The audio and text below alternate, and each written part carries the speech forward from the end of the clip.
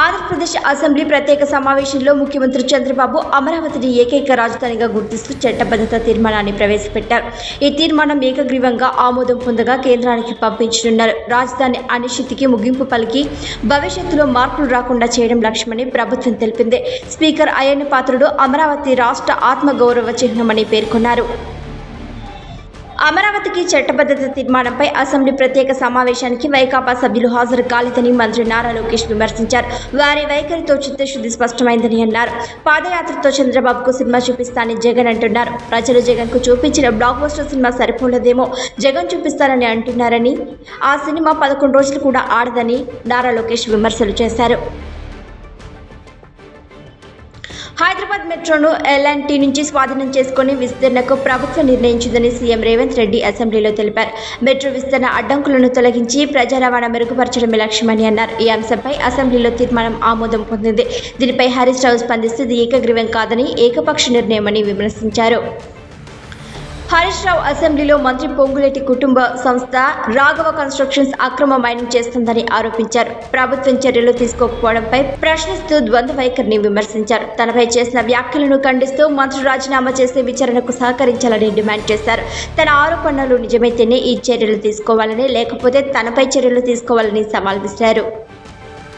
పశ్చిమ బెంగాల్ ఎన్నికల ముందు కేంద్ర మంత్రి అమిత్ షా టీఎంసీ ప్రభుత్వంపై ఛార్జ్ షీట్ విడుదల చేశారు. 15 ఏళ్ల పాలనలో అవినీతి, శాంతి భద్రతల లోపం, చొరబాట్లు పెరిగాయని ఆరోపించారు. సిలిగురి కారిడార్ భద్రతకు ముప్పు ఉందని, బీఎస్ఎఫ్ కు భూమి ఇవ్వలేదని విమర్శించారు. భాజపా అధికారంలోకి వస్తే చొరబాట్లను అరికట్టి సరిహద్దు భద్రతను బలోపేతం చేస్తామని హామీ ఇచ్చారు. పశ్చిమాసియా యుద్ధ ప్రభావాలను భారత్ సమర్థంగా ఎదుర్కొంటుందని ప్రధాని మోదీ తెలిపారు. ఆహారం, ఇంధనం, గ్యాస్ సరఫరాలపై ప్రభావం ఉన్నప్పటికీ ప్రజలు, రైతులపై భారం పడకుండా చర్యలు తీసుకుంటామని అన్నారు. నోయిడా అంతర్జాతీయ విమానాశ్రయ తొలి దశను ప్రారంభించి అభివృద్ధి కొనసాగుతోందని చెప్పారు. సంక్షోభ సమయంలో ఐక్యతగా ఉండాలని, తప్పుడు ప్రచారాలను నివారించాలని పిలుపునిచ్చారు మోదీ.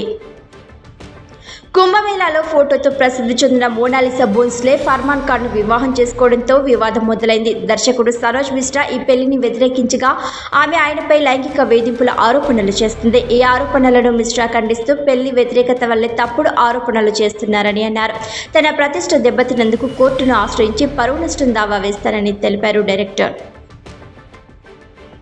సాయి పల్లవి తనకు పెళ్లిపై మంచి అభిప్రాయం లేదని, ఒంటరిగానే సంతోషంగా ఉన్నానని తెలిపింది. పెళ్లి చేసుకోవాలనే ఆలోచన లేదని, ప్రస్తుతం సినిమాలపైనే దృష్టి పెట్టినట్లు చెప్పింది. అర్ధరాత్రి ఎమోషనల్గా ఏడుస్తానని, ఆ సమయంలో తల్లి మాత్రమే తోడుగా ఉంటుందని వెల్లడించింది. దీంతో ఆమె వ్యక్తిగత భావాలపై నెటిజన్లలో చర్చ సాగుతోంది.